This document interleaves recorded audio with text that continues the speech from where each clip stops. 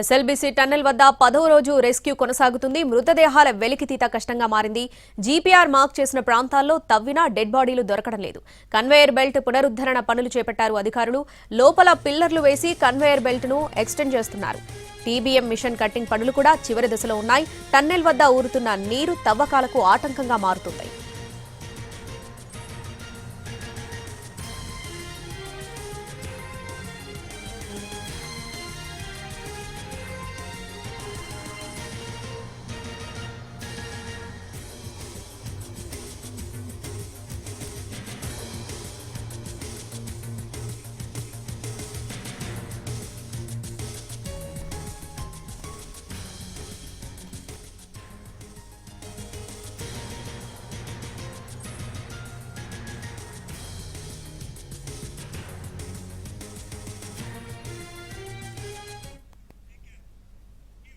SLBC tunnel వద్ద 10వ రోజు రెస్క్యూ కొనసాగుతుంది. దీనికి సంబంధించి పూర్తి అప్డేట్స్ మా ప్రతినిధి పాషా లైవ్ లో అందిస్తారు. పాషా, రెస్క్యూకి సంబంధించిన డీటెయిల్స్ ఏంటి? ఈ రోజు ఎటువంటి యాక్షన్ ప్లాన్ చేస్తున్నారు? డీటెయిల్స్ ఏంటి?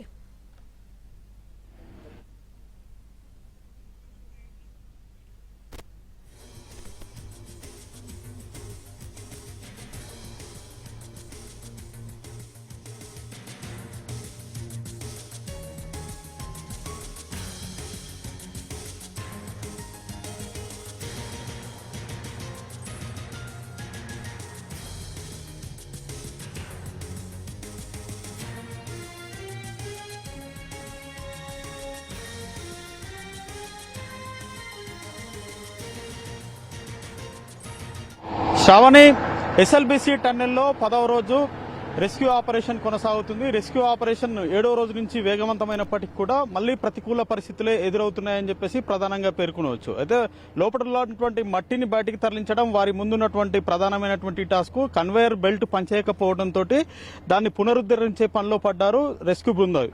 అయితే మొత్తం మీద కన్వేయర్ బెల్ట్ పనులు పూర్తయితేనే అందులో ఉన్నటువంటి మట్టిని బయటికి తీసుకురావడంతో పాటు లోపల మళ్లీ జీపీఆర్ గుర్తించినటువంటి ప్రదేశాల్లో తవ్వకాలు కొనసాగిస్తామని చెప్పేసి రెస్క్యూ బృందాలు చెప్తున్నాయి. మరోపక్క జీపీఆర్ ఆక్వా ఈ పరికరాల ద్వారా పాయింట్ చేసినటువంటి ప్రదేశంలో 5 అడుగుల నుంచి 7 అడుగుల వరకు తవ్వినా కూడా ఎలాంటి ఫలితం లేకుండా పోయింది. అక్కడ కేవలము ఇనుప ముక్కలు, దాంతోపాటు వాళ్ళకి సంబంధించినటువంటి చెప్పులు, హెల్మెట్ల వంటి ఆనవాళ్లు కనిపించాయి తప్ప మనుషులకు సంబంధించినటువంటి ఎలాంటి ఆనవాళ్లు దొరకలేదని చెప్తున్నారు. అయితే కన్వేయర్ బెల్ట్ ప్రధానంగా పునరుద్ధరించే పనిలో పడ్డాయి ఈ రెస్క్యూ బృందాలు. ప్రధానంగా ఈ కన్వేయర్ బెల్టే ఈ టన్నెల్ వర్క్ లో ప్రధానమైనటువంటి అంశం అని చెప్పవచ్చు. ఎందుకంటే ఎక్కడైతే తవ్వకాలు చేస్తుంటారో ఆ ప్రదేశానికి కన్వేయర్ బెల్ట్ ని ఎక్స్టెండ్ చేసుకుంటూ వెళ్తుంటారు. ఈ ఎక్స్టెండ్ చేసే క్రమంలో 13.5 కిలోమీటర్ల తర్వాత ప్రమాదం జరిగినటువంటి ప్రదేశంలో ఇక కన్వేయర్ బెల్ట్ కి సంబంధించినటువంటి అక్కడ ఉన్నటువంటి పిల్లర్స్ కూడా పూర్తిగా కూలిపోయాయి. ఆ బెల్ట్ అంతా కూడా ధ్వంసమైంది.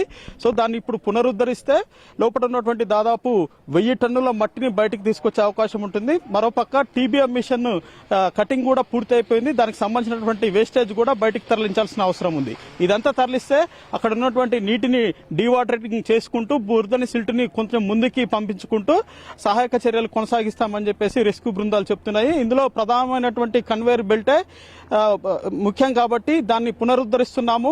దాన్ని ఎక్స్టెండ్ చేసేందుకు పిల్లర్లు వేశాము. బెల్ట్ ని కూడా అతికించే పనిలో ఉన్నామని చెప్పేసి ఇప్పటికే అధికారులు పేర్కొంటున్నారు. అయితే నిన్న ముఖ్యమంత్రి మాట్లాడుతూ కూడా కన్వేయర్ బెల్టే ప్రధానమైంది, దాని పునరుద్ధరణ జరిగితే తప్ప సహాయక చర్యలు ముందుకు సాగవని చెప్పేసి ఆయన కూడా పేర్కొనడం జరిగింది. ఇక్కడ ఉన్నటువంటి అధికారులు కూడా అదే అంశంపై దృష్టి సారించి దాన్ని పునరుద్ధరిస్తున్నారు.